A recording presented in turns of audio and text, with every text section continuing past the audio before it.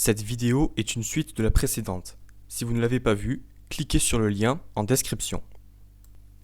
Bonjour à tous et bienvenue dans cette nouvelle vidéo. Aujourd'hui, nous continuons notre exploration de l'Indochine française. Dans la précédente vidéo, nous nous étions arrêtés au début du XXe siècle avec le développement de la colonie. Aujourd'hui, nous continuons sur notre lancée pour terminer son histoire. C'est parti!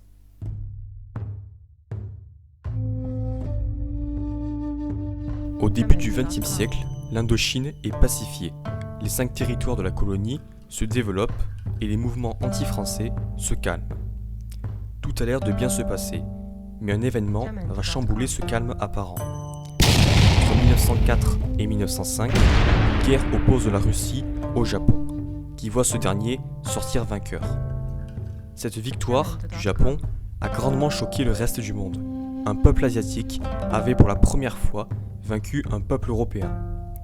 Cet événement retentit dans toute l'Asie et donne de l'espoir aux anti-français d'Indochine. Il est possible de vaincre et de chasser les Français. Divers mouvements nationalistes naissent à partir de cet événement pour lutter contre la présence française.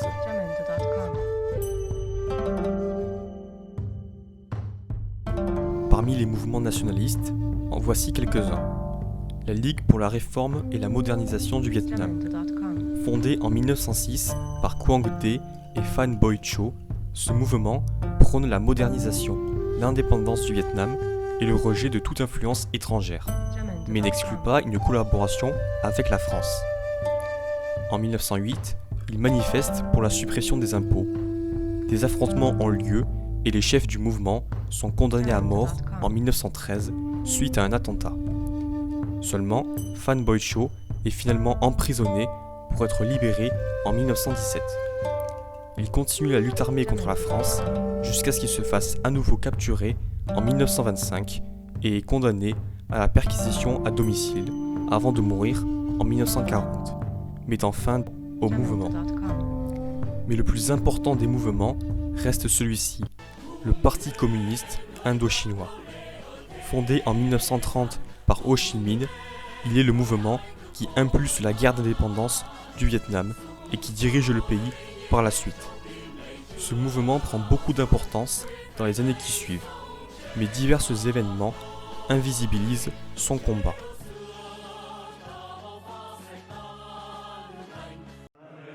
En 1914, la Première Guerre mondiale éclate. Prise dans l'engrenage des alliances, la France mobilise sa population pour se battre contre l'Allemagne. Les populations issues des colonies sont également mobilisées sur base du volontariat à partir de 1916. Durant cette période, plus de 43 000 tirailleurs venus de toute l'Indochine s'engagent. La majorité d'entre eux n'iront pas en première ligne. Ils seront engagés en tant qu'infirmiers ou automobilistes. En tout, 1300 tirailleurs indo-chinois mourront lors de la Première Guerre mondiale.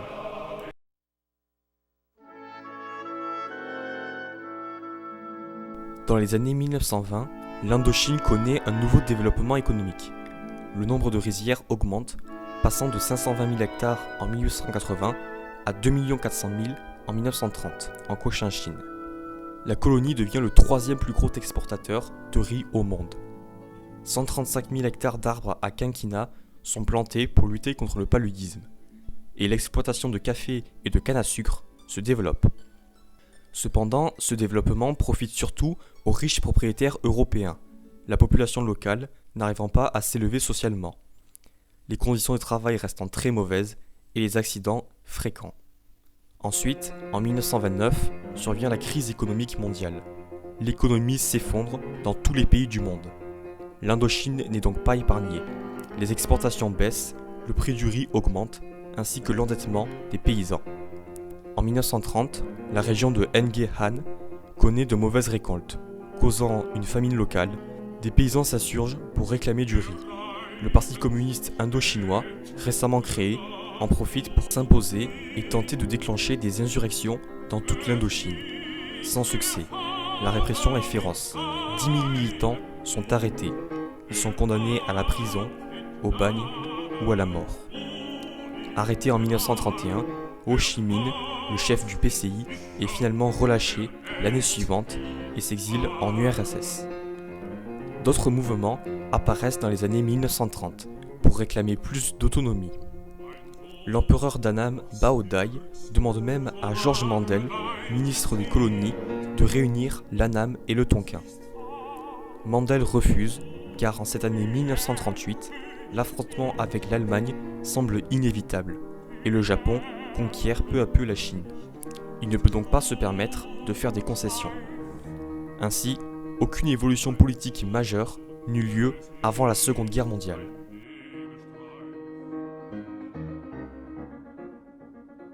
En 1939 débute la Seconde Guerre mondiale. Adolf Hitler envahit la Pologne en septembre et la France et l'Angleterre lui déclarent la guerre en retour. Le 22 juin 1940, la France signe un armistice avec l'Allemagne après 40 jours de combat. La partie nord du pays est occupée par les Allemands, tandis que la partie sud et tout l'empire colonial sont sous contrôle du nouveau régime en place, le régime de Vichy, dirigé par Philippe Pétain. L'Indochine subit donc ce changement de régime comme tous les Français, mais quelque chose de plus grave les préoccupe. En effet, des coups de pression de la part du Japon, présent en Chine, s'accentuent à la frontière. Des mouvements de troupes s'organisent et les Japonais occupent la ligne de fer du Yunnan. L'invasion japonaise semble imminente et le 19 juin 1940, le général Quatroux cède à un ultimatum du Japon qui autorise ses troupes à stationner au Tonkin pour contrôler la frontière franco-chinoise. L'implantation japonaise continue le 22 septembre. L'amiral Dukou, succédant à Quatroux, autorise aux Japonais l'utilisation de 3 aérodromes tonkinois. En juillet 1941, Vichy accepte que 50 000 troupes japonaises débarquent à Saigon. Dukou n'a pas d'autre choix que de se soumettre aux exigences japonaises, car ses effectifs sont trop faibles, son armée manque de préparation, et l'Angleterre et les États-Unis ont fait savoir qu'en cas d'agression, ils n'interviendraient pas en Indochine. Les Japonais peuvent utiliser tous les ports indochinois, consulter tout mouvement de troupes françaises et bénéficient d'avantages économiques. La distinction entre stationnement et occupation est alors très mince. Ce stationnement des troupes japonaises leur permet d'accélérer leurs opérations dans le Pacifique et permet au gouvernement français d'Indochine de subsister, en apparence.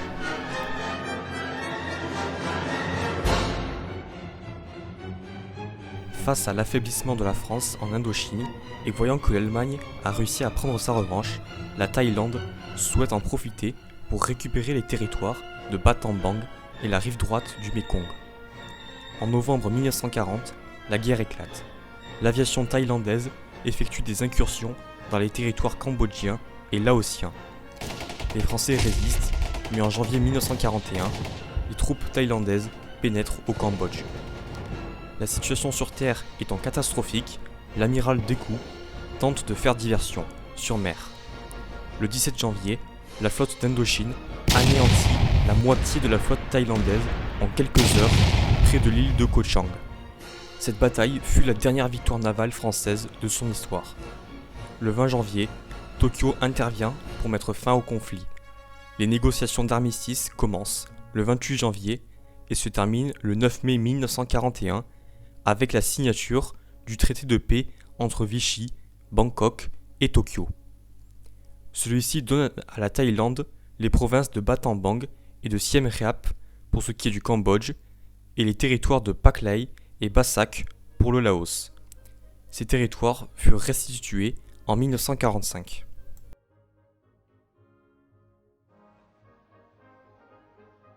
Après ce conflit, l'Indochine connaît une paix relative, car en raison de son éloignement géographique, elle n'est pas exposée aux événements de la Seconde Guerre mondiale.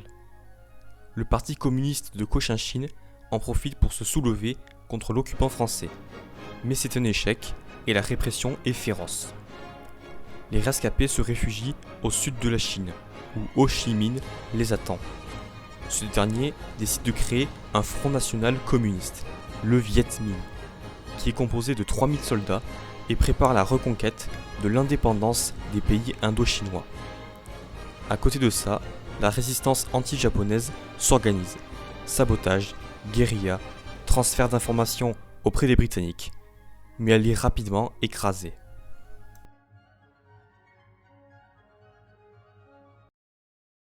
En 1945, le Japon recule sur tous les fronts face aux Américains. Le 9 mars, les Japonais, se sachant perdus en Indochine, quittent le territoire et accordent l'indépendance aux États la composant. La France vient de perdre sa colonie et les États sont aux mains des différents mouvements nationalistes. Au Cambodge, il y a le mouvement des Khmer Issarak. Pour le Laos, c'est le Lao Issara. Et pour le Vietnam, c'est le Viet Minh. Ho Chi Minh est euphorique. Son rêve devient réel. Les pays composant l'Indochine, bien que toujours dans l'Union française, sont indépendants. Mais il doit maintenant faire face aux autres mouvements indépendantistes qui veulent le pouvoir. Grâce à ses soutiens, il parvient à s'imposer et à créer un gouvernement provisoire. Le 2 septembre 1945, il proclame l'indépendance de la République démocratique du Vietnam. Du côté du Laos et du Cambodge, les gouvernements n'étant pas communistes, ils ne cherchent pas à rompre leurs relations avec la France, car ils aimeraient récupérer les territoires perdus lors de la guerre avec la Thaïlande. Voulant conserver sa colonie, la France envoie un corps expéditionnaire en Indochine, officiellement pour freiner l'influence chinoise dans la région et protéger la population française qui se fait persécuter. Vous en avez assez, hein? Vous avez assez de cette bande de racailles. On va vous en débarrasser. Le corps expéditionnaire arrive à Hanoï et prend le contrôle de la vieille ville en décembre 1946. Le 19, à 20h04, une explosion retentit, plongeant la ville dans le noir. La centrale électrique de la ville a été sabotée par le Viet Minh. La guerre d'Indochine vient de commencer.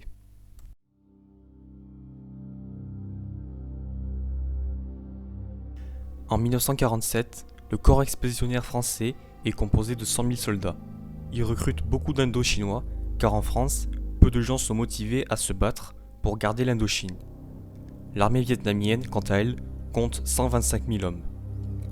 La campagne est difficile pour les Français, car ce n'est pas une guerre conventionnelle, mais une guérilla. La France cherche un ennemi qui se cache parmi la population, qui est à la fois partout et nulle part. Le moindre paysan indochinois peut cacher une arme dans son jardin. Des recherches s'organisent, et lorsqu'elles sont efficaces, elles sont féroces. L'opération Léa, par exemple, permet à l'armée française de tuer 7200 Viet Minh et de faire plus de 1000 prisonniers. Et c'est ainsi que la guerre d'Indochine fonctionne.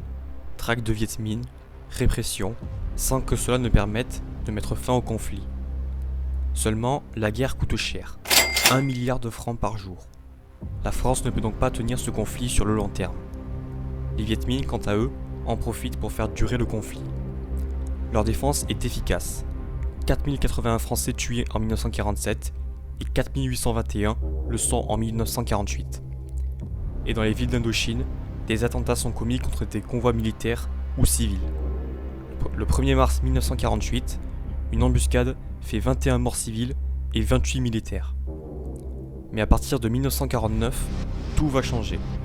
Au nord, la Chine nationaliste de Chiang Kai-shek, qui était en guerre civile depuis 1927, vient d'être renversée par les communistes, dirigés par Mao Zedong.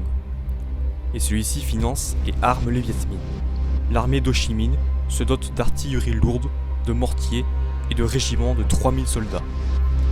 La guerre devient alors conventionnelle. La France, pour éviter une propagation de l'armée chinoise communiste, s'engage à traiter avec l'empereur d'Annam, Bao Dai. Le 8 mars 1949, l'Élysée accorde à l'empereur la réunification de la Cochinchine, l'Annam et le Tonkin, qui est voté le 23 avril, et Bao Dai devient chef d'État du Vietnam. La même année, l'indépendance est accordée au Laos et au Cambodge, sous pression des États-Unis, par un traité d'indépendance le 23 octobre 1953. Pendant ce temps, au Vietnam, la guerre continue. La France alterne victoire et défaite. Seulement, l'opinion publique est lasse de la guerre et le budget militaire reste insuffisant, car la France doit se reconstruire après la fin de la Seconde Guerre mondiale.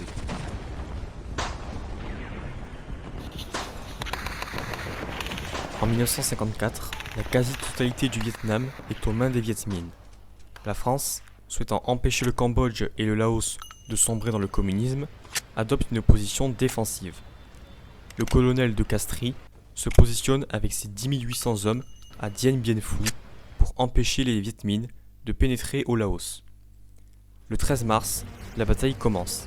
50 000 communistes, commandés par le général Giap, encerclent les positions françaises. Le 20 mars, le général Ely, chef de l'état-major français, demande au président américain Eisenhower d'intervenir massivement en Indochine, car sinon, la bataille de Dien Bien Phu, où se joue le sort de l'Indochine française, est perdue. Mais les États-Unis refusent, ayant peur d'une guerre contre la Chine à la manière de la guerre de Corée. La bataille continue. Les troupes du colonel de Castries sont ravitaillées via des parachutages de la part de l'aviation française. Celle-ci parachute armes et renforts. Mais ceux-ci sont mal parachutés et atterrissent souvent sur les positions Viet Minh, les aidant dans leur progression. Le 26 mars, la piste d'aviation est inutilisable. Les soldats français sont définitivement coincés. Dans la nuit du 30 au 31 mars, Giap lance son offensive visant à s'emparer des 5 collines qui entourent les points vitaux des positions françaises. S'il y parvient, la bataille est gagnée. Dans les jours qui suivent, il s'empare des 2 premières collines. Le 10 avril, les Français contre-attaquent et reprennent la 2e colline. Progressivement, le ravitaillement s'abaisse dû à l'amélioration de la DCA vietnamienne et l'hypothèse d'une intervention américaine est définitivement abandonnée. Les chances de victoire s'amoindrissent de jour en jour. L'étau vietnamien se resserre. Le 26 avril, la conférence de Genève débute pour déterminer du sort de l'Indochine. Giap en profite pour lancer l'offensive finale. Le 1er mai, accompagné de 14 000 soldats et d'une artillerie performante, il se lance à l'assaut. Assaillis de toutes parts, début mai, les Français n'alignent plus que 2000 à 3000 hommes épuisés. Les Français reculent d'heure en heure et les collines tombent peu à peu aux mains de Giap. Le 7 mai, les troupes françaises, à bout de force et n'ayant plus de munitions, se rendent. Les Viet Minh ont gagné. Les Français déplorent 2700 tués et portés disparus, 7200 blessés et 12 700 prisonniers. Le Viet Minh, quant à lui, déplore 8000 morts et 15 000 blessés.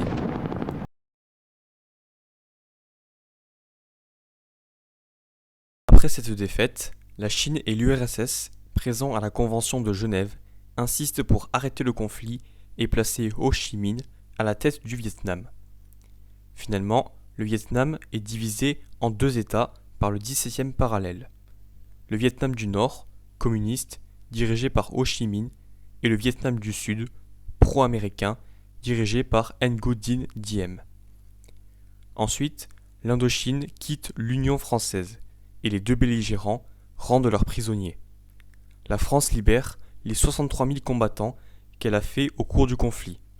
Les Vietnamiens, quant à eux, libèrent 18 000 prisonniers sur 44 000. Les autres sont morts pour cause de chaleur, de maladies, de mauvais traitements ou d'exécutions sommaires, tandis que d'autres ont été gardés pour être endoctrinés politiquement. Au total, la guerre d'Indochine a fait 59 700 morts militaires chez les Français et 58 800 pour les Viet Minh. En ajoutant les victimes civiles lors des attentats et des traques, le chiffre de morts total s'élèverait autour de 400 000.